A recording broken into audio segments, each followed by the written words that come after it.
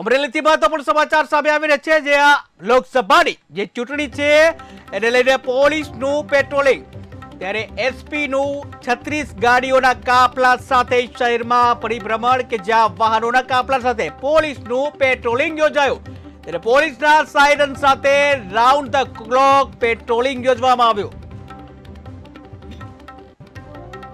તો મહત્વપૂર્ણ સમાચાર સામે આવી રહ્યા છે કે જ્યાં પોલીસ પેટ્રોલિંગ યોજાયું કે જ્યાં અમરેલી લોકસભાની ચૂંટણીને લઈને પોલીસ દ્વારા પેટ્રોલિંગ યોજવામાં આવ્યું છે ત્યારે એસપીનું 36 ગાડીઓના કાફલા સાથે શહેરમાં ભ્રમણ જ્યારે વાહનોના કાફલા સાથે પોલીસનું પેટ્રોલિંગ યોજાયું પોલીસના સાયરન સાથે રાઉન્ડ ધ ક્લોક પેટ્રોલિંગ યોજાયું।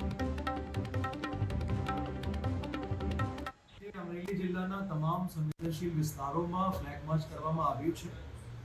અમારા પોલીસના અધિકારીઓ અમારી સાથે છે અને તમામ સંવેદનશીલ વિસ્તારોમાં આજે ફ્લેગ માર્ચ કરવામાં આવ્યું છે જેથી કરીને લોકોમાં વિશ્વાસ બેસે અને નિર્ભીકતાથી પોતાના મતાધિકારના પ્રયોગ કરી શકે આ હેતુથી આજે આ ફ્લેગ માર્ચનું આયોજન કરવામાં આવ્યું છે।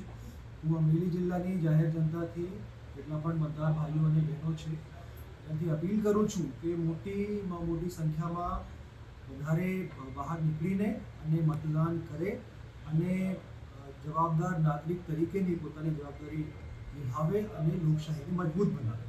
આજે ચૂંટણી થવાની છે એને અનુલક્ષીને અમરેલી જિલ્લા પોલીસ દ્વારા છેલ્લા 1.5 માસમાં ઘણી બધી કાર્યવાહી કરવામાં આવી છે જેમાં જે પણ મેઇન ટાઉન્સ છે અને સંવેદનશીલ ગામડાઓ છે ત્યાં CAPFની સાથે રહીને પોલીસ દ્વારા ફૂટ પેટ્રોલિંગ છેલ્લા 1.5 માસથી ચાલુ છે અને કરવામાં આવી છે। એના સિવાય એન્ટી સોશિયલ એલિમેન્ટ્સ વિરુદ્ધમાં 9,800 જેટલા અટકાયતી પગલાં લેવામાં આવ્યું છે। 14 જેટલા લોકોને પાસા હેઠળ જેલમાં ધકેલવામાં આવ્યું છે અને 21 જેટલા લોકોને જિલ્લાની હદથી તડીપાર કરવામાં આવ્યું છે। આજે 21ની સંખ્યા છે અમરેલી જિલ્લાના ઇતિહાસમાં આજ દિન સુધીના ઇલેક્શન દરમિયાન સૌથી મોટો આંકડો છે। એના સિવાય જે બુટલેગર્સ છે એના વિરુદ્ધમાં પણ એક નવી પ્રકારની કામગીરી કરવામાં